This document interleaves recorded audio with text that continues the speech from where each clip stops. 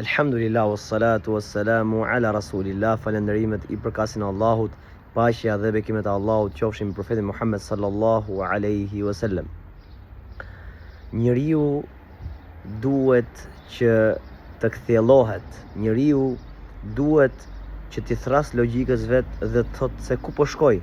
Subhanallah, është shumë e rëndë për një njeri që të dal nga dynjaja dhe të mos ketë shijuar gjën më të bukur në këtë dynja, gjën më madhështore këtë dynja, e cila është njohja e Allahut subhanahu wa taala.